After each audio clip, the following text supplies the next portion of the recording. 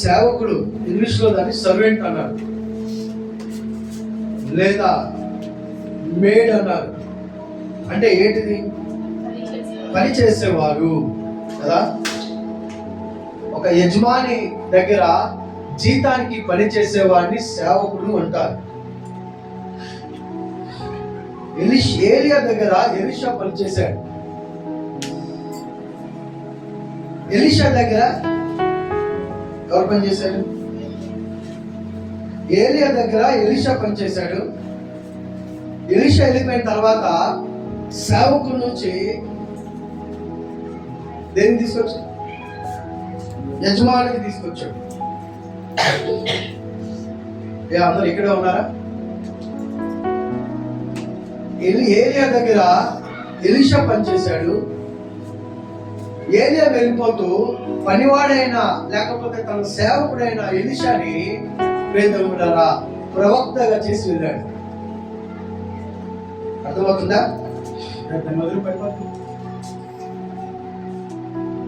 So దేవుని యొక్క సన్నిధిలో మనం సేవ చేయటము అంటే బానిసగా ఉండటము కాదు. అర్థమవుతుందా? బానిస వేరు, పనివారు వేరు. బానిస అంటే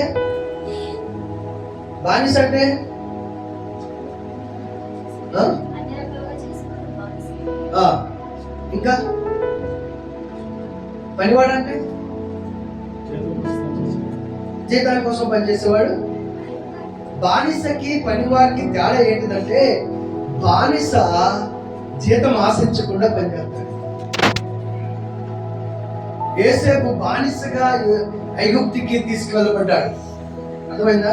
పనివాడిగా కాదు. అన్నదమ్ములు ఏం చేశాడు?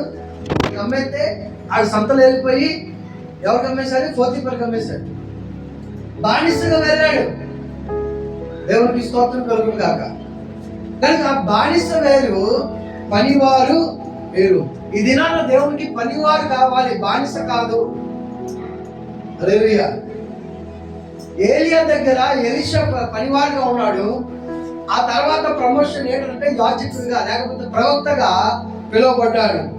ఎలీషా దగ్గర పనివాడు ఉన్నాడు. ఏం పేరు అతని పేరు? ఎలీషా దగ్గర పనివాడు ఉన్నాడు. ఆయన పేరు గేహాజీ కదా. ఒకసారి చదువుదాం. 2వ రాజుల గ్రంథం 5వ అధ్యాయం 20-27 వచనాలు 20 వచనం చదువుకుందాం.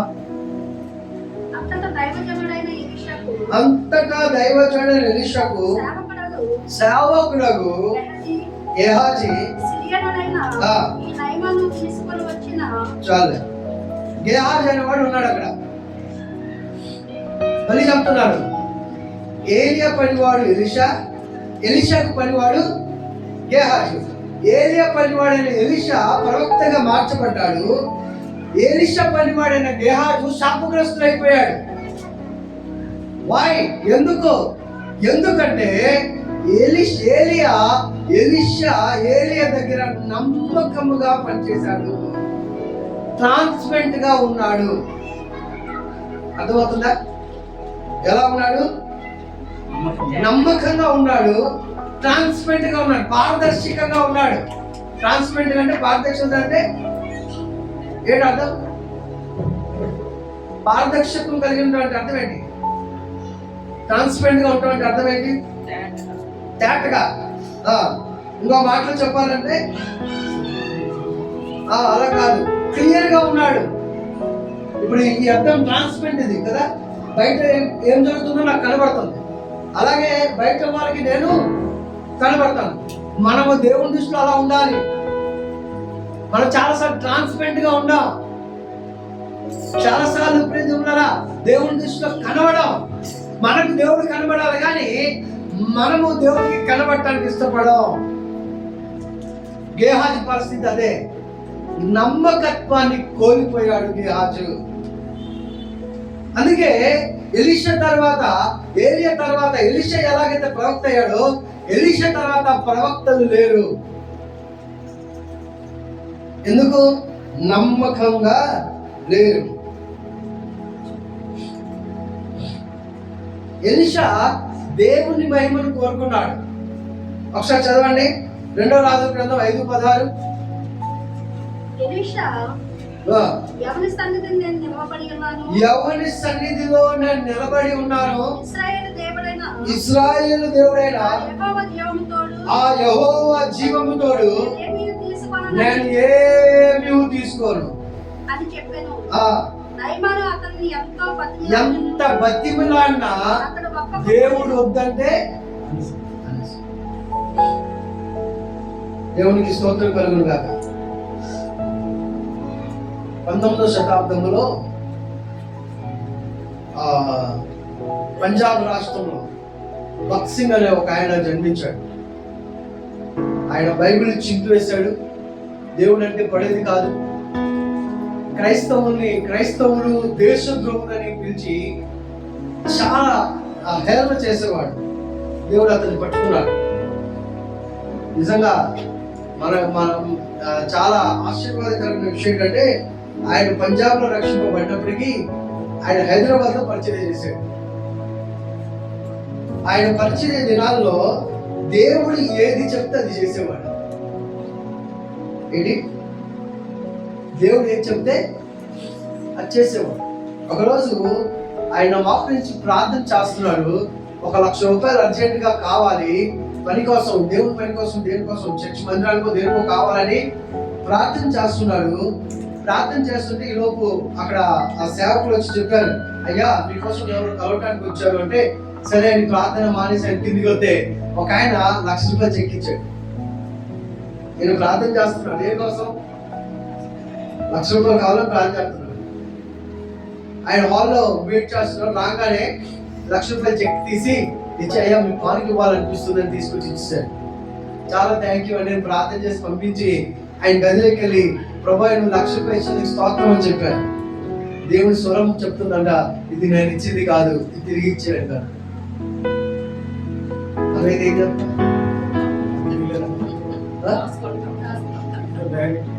ఆయన ఇంకా గేట్ దగ్గర కూడా వెళ్ళలేదంట. వెంటనే కబర్ పెట్టి త్వరగా రమ్మని చెప్పు అని వచ్చేదంట. ఏంటి సార్ అన్నాడు, ఈ చెక్ దేవుడు తీసుకోవద్దు అంటున్నాడు, దయచేసి పట్టుకెళ్ళిపోన్నాడు. అదేంటి సార్, నాకు ప్రేరేపణ వచ్చింది, మీకు ఇవ్వాలని ప్రేరేపణ వచ్చింది, మంచిదే, కానీ దేవుడు వద్దంటాడు, నేను తీసుకున్నాను.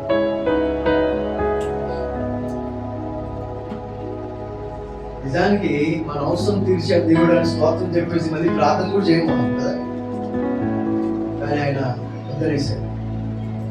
అలాంటి ఎన్నో ఆయన ఆదివారం ఆరాధన తర్వాత చాలా స్పష్టంగా ఆయన మెయిన్ చర్చ్ లో చాలా మంది ఐఏఎస్ ఐపీఎస్ ఆఫీసర్లు ఉంటారు. చాలా స్పష్టంగా మీరు లంచం తీసుకున్న డబ్బులు కానుకలు పెట్టలేదన్నారు. మీ కష్టార్జితం అయితేనే కానుకలు పెట్టలేండి, లేకపోతే వేయొద్దన్నారు.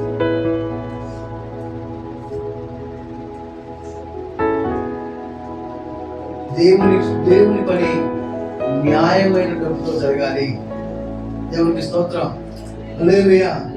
ప్రేదములారా, ఆయన అలా ధృవీకరించినందుకు తర్వాత దేవుడు ఆదివారం దినాన 3,00,000 రూపాయలు కానుకలు పెట్టి వచ్చాయి. ఏ రోజు రాంటప్పుడు ఆ రోజు వచ్చాయి. ఎందుకు మనం దేవుని సన్నిధికి వస్తున్నాం? ఎందుకు మనం దేవుని ప్రార్థన చేస్తున్నాం? ఎందుకు ప్రేదములారా మనం దేవుని ఆరాధిస్తే ఇంత నిష్టగా ఉంటున్నాం అంటే ఆశీర్వాదింపబడటానికి. ఆశీర్వాదాలు శాపముగా మారకుండా ఉండాలి అంటే కొన్ని విషయాల్లో మనం కఠినముగా ఉండాలి, కొన్ని విషయంలో నమ్మకంగా ఉండాలి, కొన్ని విషయంలో ప్రేదలారా జాగ్రత్తగా ఉండాలి. గేహాజు లేదా ఆ నమ్మకత్వాన్ని కోల్పోయాడు, ఆ జాగ్రత్త వహించలేకపోయాడు. ప్రేదలారా పశ్చాత్తాపము లేకుండా పోయింది, ట్రాన్స్పెన్సేషన్ లేదు. ఎప్పుడైతే పారదర్శకం లేదో ప్రేదలారా దేవుని ఉగ్రతను చూశాడు. ఇప్పుడు చెప్పండి, దేవుని ఉగ్రత కోసం ఎంత ప్రయాసపడుతున్నాం? ఎందుకు ప్రభు సన్నిధికి మనం వస్తున్నాం అంటే ఆశీర్వాదింపబడ్డ ఆశీర్వాదాలు పొందాలి అంటే ప్రభు సన్నిధిలో నమ్మకమైన దాసులుగా, నమ్మకమైన పరిచారకులుగా, నమ్మకమైన విశ్వాస సమూహముగా మనము నిలబడగలిగితే దేవుని యొక్క ఆశీర్వాదం వెంబడి ఆశీర్వాదం, కృప వెంబడి కృప మనం చూస్తూనే ఉంటాం. 23వ కీర్తన అంటున్నాడు కదా, 23వ కీర్తన చివరి భాగంలో అంటాడు, నేను ఎల్లప్పుడూ ప్రభు సన్నిధిలో, నేను దేవుని మందిరంలో కృపయు చదవండి ఒకసారి 23వ కీర్తన చివరి మాట. నేను బ్రతుకు దినములన్నీ కృపాక్షేమములే నా వెంట ఎప్పుడు వస్తుంది? మొదటి వర్షం చదివితే అక్కడ రాయబడిన మాట ఏంటి తెలుసా? యెహోవా నా కాపరి. ఆ దేవుడు మనకు కాపరిగా ఉన్నాడంటే కాపరి గొర్రె మాట వింటది. గొర్రె కాపరి స్వరం వింటది.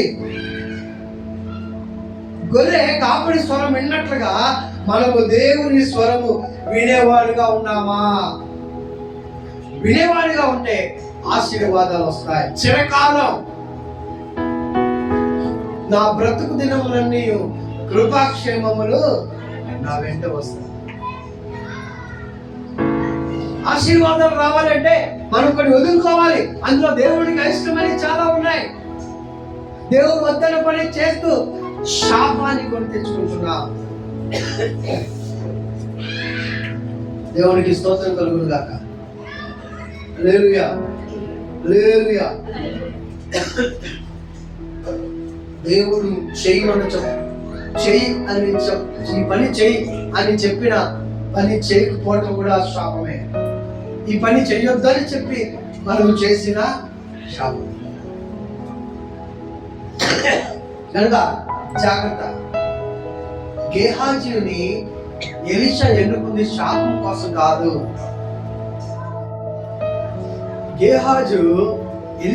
గేహాజీని ఎన్నుకోవడానికి గల కారణం నా తర్వాత ప్రవక్తగా గేహాజీ ఉండాలని. దేవుడు మనల్ని పిలుచుకుంది ఆశీర్వాదకరమైన సమూహముగా, ఆశీర్వాదకరమైన జనాంగముగా, ఎత్తైన కోటగా, ఎక్కలేనంత ఎత్తైన శిఖరానికి నా పిల్లల్ని ఎక్కించాలి. అందుకు దేవుడు మనల్ని ఎన్నుకున్నాడు. కానీ దేవునికి అవిధేయత చూపించడం వల్ల శాపమును మనం కొని తెచ్చుకుంటున్నాం. ఇది మానవ నైజం. అర్థమవుతుందా? మనిషి 2 రకాల పాపాలు చేస్తాడు. ఒకటి జన్మ పాపం, అది ఎవరు తీయలేరు, యేసు రక్తం తప్ప. రెండోది కర్మ పాపం, అంటే క్రియల ద్వారా వచ్చే పాపం. గేహాజీ గారు చెప్పారా అబద్ధం చెప్పమని? సరే, మన జన్మ పాపం ఎలా అండి? నాకు జన్మ పాపం లేదు అన్న వాళ్ళతో ఒక మాట ఏంటంటే, ఎవరైనా మనకు నచ్చని పని ఎవరైనా చేశారనుకోండి, మనం ఏం చేస్తాం? మనకు నచ్చని పని ఎవరైనా చేశారనుకోండి, ఆయన ఎప్పటి నుంచో సరి కూర్చోరా నాకేమో ఇక్కడి నుంచి ఏమవుతుంది? పాపము. ఇది ఎక్కడి నుంచి వచ్చింది? జన్మతో ఆదాము దగ్గర నుండి వచ్చింది. ఇదే పాపం.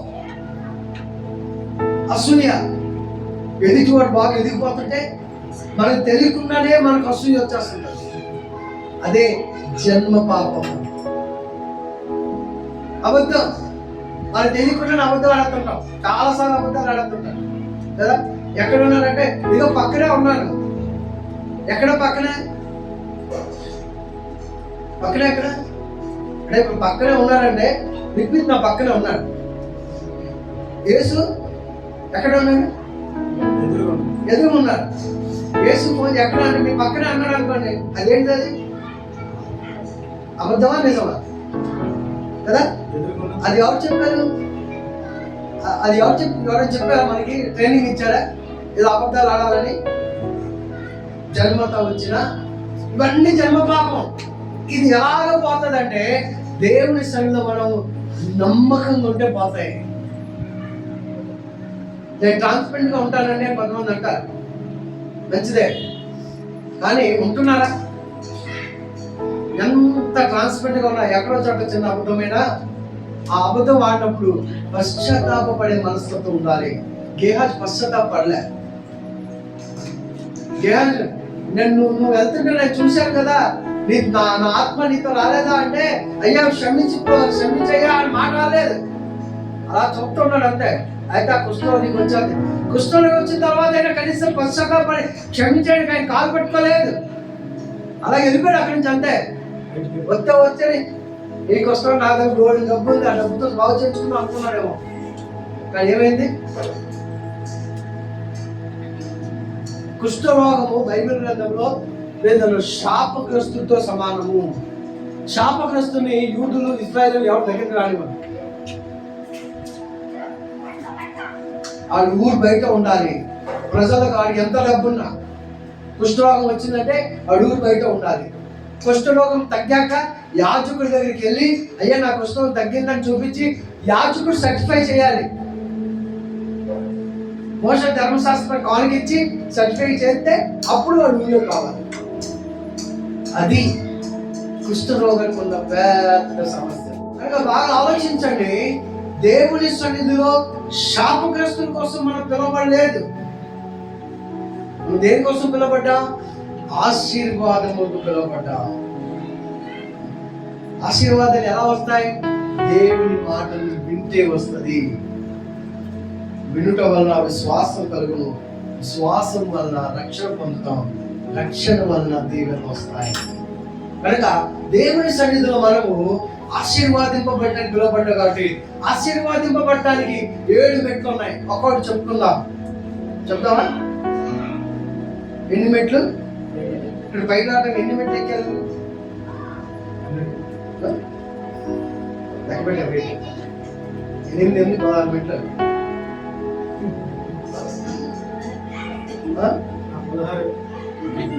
16 కాదు, అది 20 మెట్లు. అంటే మెట్లు ఎక్కడానికి మనం ఎప్పుడు కూడా లెక్క పెట్టలేదు కదా. మెట్లు అనుకూలంగా ఉంది, ఎక్కేస్తాం అంతే. ఆశీర్వాదాలు కూడా లెక్క పెట్టం మనం. దేవుడు అనుకూలంగా తీసుకొని ఎక్కువ వెళ్ళిపోవటమే. అలా రావాలి అంటే మనం దేవుడికి అనుకూలంగా ఉండాలి, దేవుడి పనిలో ఉండాలి.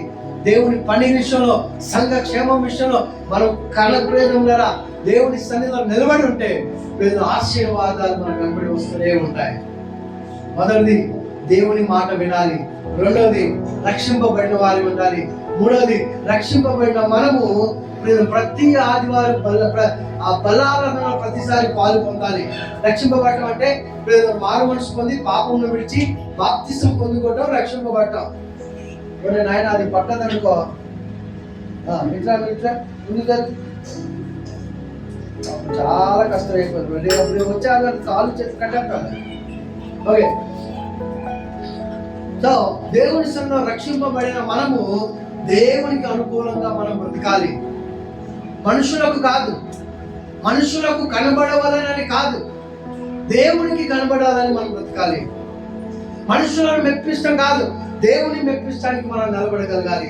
అలా చేయగలిగితే దేవుని ఆశీర్వాదాలు మనం చూస్తాం. ప్రభు చిత్తం అంటే వచ్చే ఆదివారం ఆశీర్వాదం 7 మెట్లని మనం ధ్యానించుకోదాం. సో ఒక్కొక్కటి దేవుని సన్నిధిలో మనం ఎంత మనల్ని షేప్ చేసుకుంటామో, ఎంత మనం దేవుడిని గడపడానికి ఇష్టపడతామో, ఎంత మనం దేవుడి కోసం ఏదో చేయాలని ఆసక్తి కలిగి ఉంటామో అంత దీవెన మనం చూస్తాం. హల్లెలూయా. చరిత్ర చెప్తుంది, దేవుని కోసం కానీ దేవుని సంఘం కోసం కానీ ఏ ఒక్కరు పని చేసినా ఆవిడ ఉట్టిగా పోలేదు. దేవుడు వాడిని విడిచిపెట్టలేదు, ఆకలి కొనటం చూడలేదు, దప్పి కొనటం చూడలేదు, అనాథంగా విడబట్టము చూడలేదు దేవుడు. హల్లెలూయా. కనుక దేవుని కోసం మనం ఏం చేస్తున్నాం అనేది చాలా ప్రాముఖ్యమైనది. దేవుడు మనల్ని ఎన్నుకున్నాడు, దేవుడు మనతో ఏం ఆశిస్తున్నాడు, మనం ఏం చేస్తున్నాం. గేహాజీ ఏం చేస్తున్నాడు? ఎలీషా గేహాజీ ఎందుకు ఎన్నుకున్నాడు? గేహాజీ ఏం చేశాడు? ఇది మనం ప్రశ్నించుకోవాల్సిన సమయం. దేవుని మనం చాలాసార్లు చెప్పాను, మరొకసారి చెప్తున్నాను, మనము దేవుని పరిచయం ఎంత వాడబడితే దేవుడు అంతగా మనల్ని ఆశీర్వదిస్తాడు. విసుకకూడదు. నువ్వేమి కలిగి ఉన్నావో అది దేవుని పరిచయం ఇవ్వాలి. నువ్వేమి కలిగి ఉన్నావో, నువ్వేమి చేయగలుగుతావో అది దేవుని కోసం చేయాలి. చేస్తే దీవెని చూస్తాం. అంటే దీవెన ఆశీర్వాదాలతో ప్రభు మనల్ని నడిపించుగాక. ఆమేన్. ప్రార్థన చేసుకుందాం. మన మధ్యలో ఉన్న ప్రమిళ సిస్టర్ ప్రార్థన నడిపిస్తాం.